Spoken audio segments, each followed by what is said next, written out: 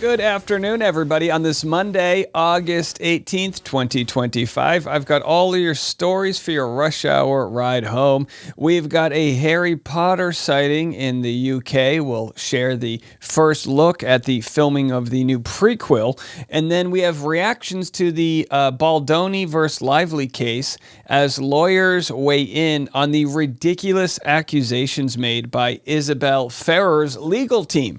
You love to hear what these lawyers have to say, because us plebeians, we don't know what's salacious and what's not, but apparently their jaws are dropped on these new legal documents we just received. And then we've got some, commentators discussing Gavin Newsom, governor of California's approach to handling Donald Trump and all of the media that he's receiving for his sort of brash new style. We've got that. And then today's the big day where Ukrainian President Zelensky is meeting with Trump in Washington, D.C., following Trump's meeting in Alaska with Putin. So lots to get into, these stories and more. It all starts right now on The Rush. So let's dive into Harry Potter. If you're anything like my wife, you love Harry Potter. I don't know, I'm just a plain old Hufflepuff trying to do good in this world. But this would probably make your inner child smile. Here we have, is it Hagrid? Is that the guy's name? Anyway, the bearded guy. I just, in some ways it kind of just looks like New York City, right? You just have some kid walking around like it's Home Alone 7. And of course that would be Harry Potter. They've got the, period style cars there, very British. This is a very British scene. So again, it's going to be probably a couple years before we see any of this project, but there's your first look. We're going to share a little bit more about the Laura Owens bankruptcy, the family bankruptcy. How about this wild story? You guys know we'd be covering Bachelor Clayton Echard. He was accused of being the father of someone's unborn twins. We find out Laura Owens has said all these different men have been the father of her unborn twins. It's all fake. It's made up. There's 7 felony charges. Well, now the parents, these award-winning parents, Hall of Fame journalism, radio, host out of San Francisco parents, they're broke as hell. They filed paperwork to file a bankruptcy, Chapter 11. Well, here's the crazy part. Laura's sister, Sarah, and Sarah's husband, Christian, they live in New York City. They're living their own life. Apparently, it's confirmed that they are the co-debtors on a $1.8 million HELOC mortgage loan. If Ron and Jan default, creditors can go after Sarah and Christian just as if bankruptcy was never filed. I mean, listen, if I found out that my wife was signed into a, bad loan with her parents, I know it's till death do us part, but it's till death do us part until you find out you're on the hook for a $1.8 million loan. So will they be on the, and again, we haven't heard anything from Sarah. And people have been on the fence saying, well, Sarah's complicit because she's not speaking out against her sister. Others have said maybe Sarah's the only normal one in this family and she's distanced herself from them. Really, who knows? She's having her second baby and they probably want nothing to do with the family drama. And of course, that drama being dealing with Laura's insanity, right? The father, Ron Owens, has $130,000 GoFundMe, which does not show up in their bankruptcy paperwork. But our good friend Justice for Clayton official says, how can you be a boss babe CEO, Laura, when you're 35 and still being claimed as a dependent on your parents' income taxes? Now, listen, it's a tough time out there for us millennials, right? We've had a hard go at it. I'm not here to shame anybody financially. The only problem is Laura used that clout to try to manipulate Clayton. She shared that she had $400,000 in cash in a money market account ready to buy a home. Clayton said he saw the statements. Did she make up that fraud too? Fraudulent bank statements? And then, of course, you remember she tried to extort Clayton for, $1.4 million? Seemingly to pay the family's debt. Who knows? The bankruptcy filings confirm Laura makes less than $5,000 a year and her parents provide more than half of her expenses. I guess that's because the parents, claimed her as a dependent. Can I claim Laura as a dependent? She would probably claim me as a dependent. I know. I'll tell you this: Gingras would try to claim me as a dependent because I'm living rent free in his head. All right, so let's move it on. A little flat tire there. So yeah, that's where she's at. Tomorrow is her Arizona Supreme Court appeal. We'll have to see if they decide to take her case. It's not going to happen. But there's your news. So yeah, lots of for those that enjoy the financial world, there's a lot to comb through. When you file for bankruptcy, you got to open up your books. You got to share all that juicy information. So they're breaking down the insurance she needs for all of her horses. I got to tell you, it was expensive having a senior basset hound, bless Boone's soul. But to think of having 7 or 8 horses, that would be extremely. So they say here, if Jan and Ron default, Sarah will be stuck with the $1.8 million debt and forced to file bankruptcy. If her parents pass away, Sarah will still be stuck with $300,000 in debt because they're underwater on the mortgage. Much of the debt is due to Laura's legal matters and horsey shows. Yeah, it's just a wild, like what grip does Laura have on Ron's balls for this guy to put up with her? You know, you can understand, listen, we all have that phone call we have to make with our parents when we get caught, I don't know, you get scammed or you get one gambling debt or whatever. We've all had a story where we needed some help, but it's the same insanity over and over and over, which makes people wonder, like, listen, you can't feel bad for this family. They asked for this. They flew too close to the sun, as it were. All right, well, if you want to fly over to a comedy club and see me perform, go to rushhourwithdave.com. Again, rushhourwithdave.com, and you can sign up for my mailing list. If you live in a neighborhood that has a comedy club and you want to see me perform, we've had people write in from Lexington, Kentucky. Find out what the local comedy club is, write to them, and then let me know you requested me, and then I'll follow up. Or just send me an email, get on the list, and just say, hey, I live in, Duluth. Is there a comedy club nearby? And I'll say, oh, yeah, you can go to this one, and then whatever. So we're looking to get on the road, and this is going to be the best way. Let us know where that demand is. All right, well, coming up next, we're going to be discussing the very juicy story, which is, by the way, did I not cover the bomb? I didn't cover the bomb. Box office bombs. Mondays we have to cover this real quick. Sydney Sweeney's Americana drops a $500,000 bomb. Bombs at the box office. Lionsgate premieres Americana starring Sydney Sweeney opposite Paul Walter Hauser and Halsey is bombing in its nationwide debut in 1,123 theaters. The pick opened to an estimated $500,000 for a 16th place finish. The crime heist movie, which has been well received by critics, has taken more than 2 years to arrive on the big screen after first premiering at South by Southwest in 2023. All I can say is I'll see it when it hits the streaming. You know what I mean? You got to really sell me on who's going to the movie theaters these days. What do you want? COVID and bed bugs? God bless you. I know. I love the popcorn too. But the last thing I need is some crazy... You know what pisses me off more than anything when I go to movies? People on their phone. Oh, does that piss off the old millennial over here? Put your phone away, enjoy the movie, and just don't shout. And then I'll come back to the movie theaters. And no bed bugs or lice or all the other random accoutrements that you get from the movie theater. All right. Anyway, let's move it on. So we've got Isabel, right? She played young Blake. Lil Blake, as it were. And the new documents coming out are insane. Lawyers are perplexed. They're angry, to be quite honest, over what they're seeing. And just to remind you guys, this was just a snippet. We covered it this morning, just a snippet of what they've accused Baldoni of. This is, again, the legal ramblings of Isabel's attorney, saying Baldoni has tried to manipulate, threaten, control, and otherwise act inappropriately towards Miss Ferrer. In fact, Baldoni's legal team has gone as far as citing a phony case, and then they get into all of the other pieces of that, to create havoc on a young, up-and-coming, and talented actress and to violate this court's policies. So it goes over and over. They call Baldoni a bully. They say, hey, no surprise, this is just like what we expected from a guy who's been accused of X, Y, and Z. This crazy stuff. Well, now we have one of the most reasonable takes, not actually golden. She's a fan favorite of the Baldoni case, and she's going to offer her response. And boy, let me tell you, she's not happy. We'll have this story after a quick word from our sponsor. Here we have it, not actually golden. She's fired up. And, listen, there's a lot of us content creators out here. We get a hyperbolic, well, we'll storm this and we're going to come. And then, you have to hear from a lawyer going, no, this is actually the way it plays out. You've seen it, whatever. So when a lawyer reacts the way I'm about to show you, that gets me all jazzed up. It's almost like watching a sport that you know nothing about with a friend, but the friend knows a lot about it, right? And then they're like, oh, that was an amazing play. And then you're watching them like, So that's how I feel. I don't know much about the law, but when I see lawyers flip their shit, I'm going, all right, I guess there's merit to it. Have a listen.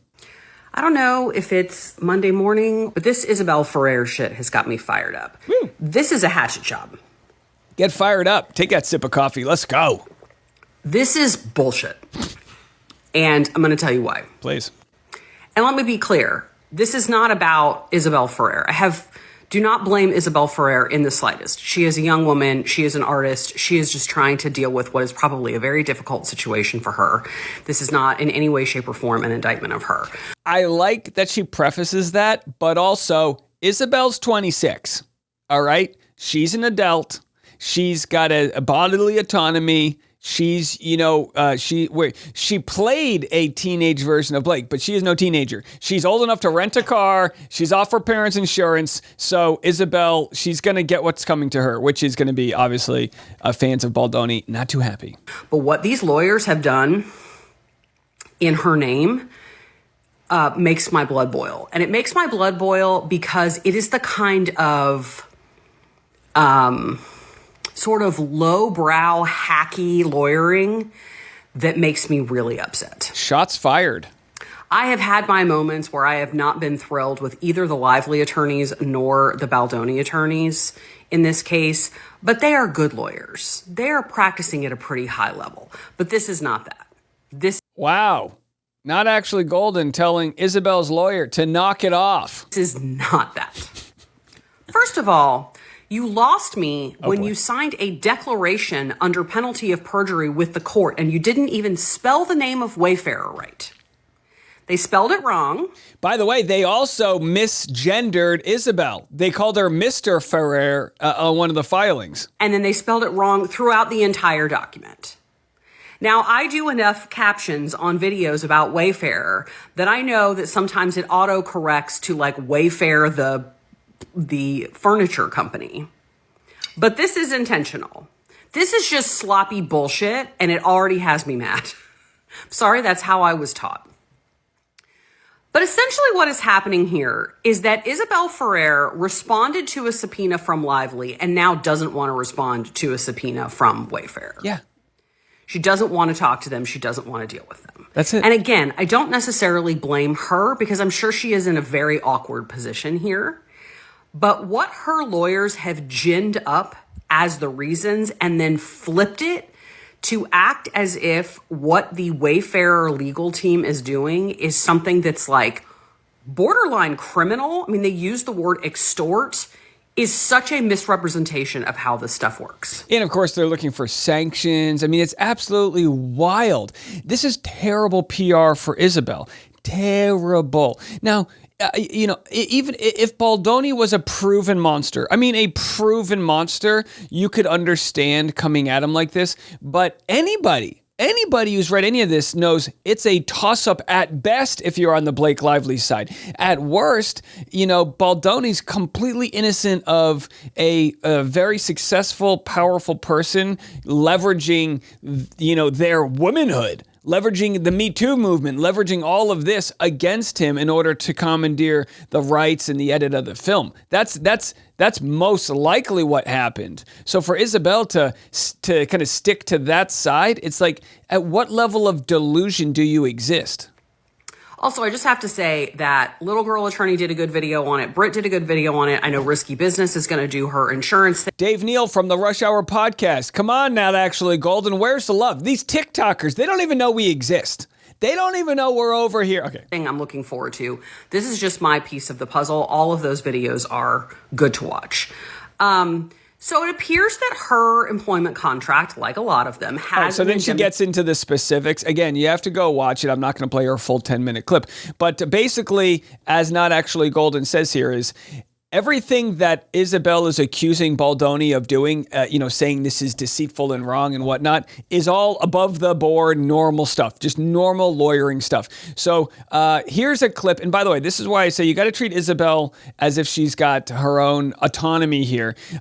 This person says, stop infantilizing Isabel. Here she is being a mean girl with Blake. You couldn't say his name. So the fact that they were deliberately not mentioning Justin Baldoni's name in these interviews. A lot of people guessed that, even in my director's session. So she said a lot of people guessed that she had a fake mole put on. My director asked if the mark was real. And I said, the mark? You mean my mole? The mark. I was like, what do you mean the mark? I literally didn't know what he was talking about for like 2 minutes. I was like, my tattoo? Like, what the mark? I was like, what is he talking about? I need a job. What do I have to say right now? She says, I need a job. What do I have to say right now? I mean, okay, yeah, I don't know. Look, people are free to do what they want, but you never want, if you're an up-and-coming actor, actress, you don't want any press about you. You want to mold into the role you're about to play. And this is such a terrible look for her right now to have because here she could have just responded to the subpoena. No big deal. And then we still wouldn't know like what side she's on. And she could have played it down the middle, played both sides, kept the Reynolds happy, them happy. It almost feels like to me, if you want to still be like on the pro Isabel side, it almost feels to me as though she's being, I don't want to say held hostage. That's a hyperbolic statement, but she's being guided by Reynolds and Lively to take these jabs at Baldoni. But again, that's on her. That's on her to decide if she wants to do that. She signs her name on these court documents, right? Doesn't she review them before they're submitted? Here again is not actually Golden saying why this is such a big deal for Isabel to be defensive of the subpoena. Basically saying, look, obviously you're going to be subpoenaed. You are a pivotal part of this initial complaint. There is no question that that Miss Ferrer has information that's relevant to this lawsuit. And I know some people are saying, well, Baldoni's the one who brought her in. You guys, young Lily and scenes about young Lily are in Blake Lively's complaint as evidence of Baldoni going off script and doing sexually inappropriate things on set. So the person who played young Lily being asked some baseline questions about what did you experience or what communications do you have about that so we can fully understand the context of those scenes is absolutely down the fucking middle of the fairway relevant. Whoa, not actually Golden, dropping the F-bomb over here. So yeah, you get to see a look from pretty fair legal experts as to what they think about it. Here's Katie Pope. I got to get Katie Pope on the show here. She would be fantastic here.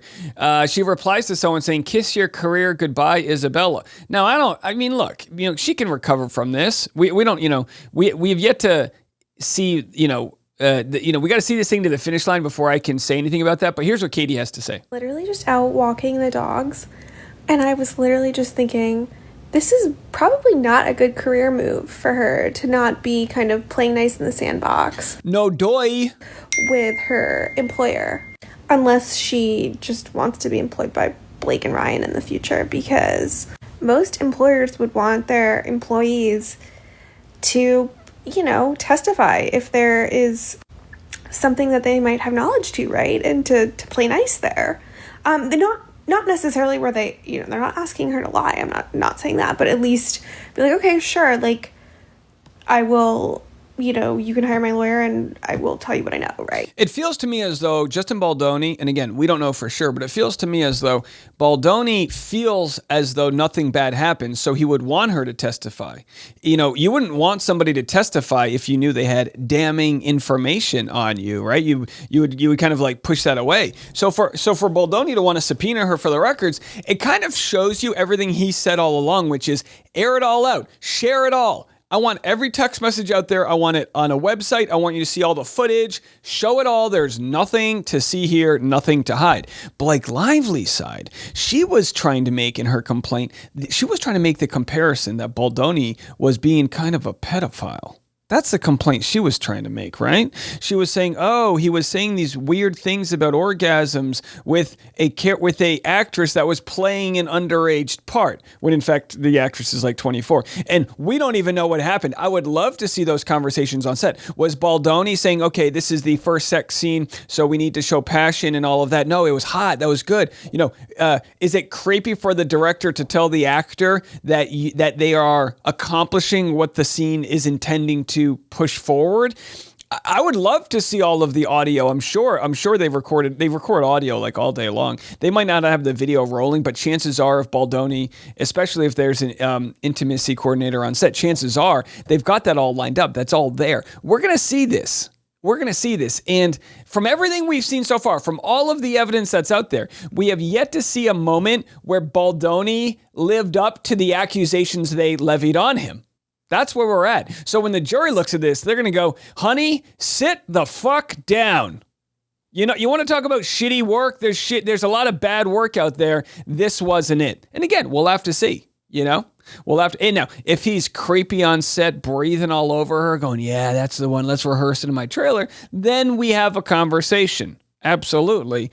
None of that evidence has been presented whatsoever. All right, coming up next, part 2 of the afternoon rush will be Governor Gavin Newsom receiving lots of media attention from Fox News, and MSNBC has renamed themselves. Yuck. We'll get into those stories and more coming up next.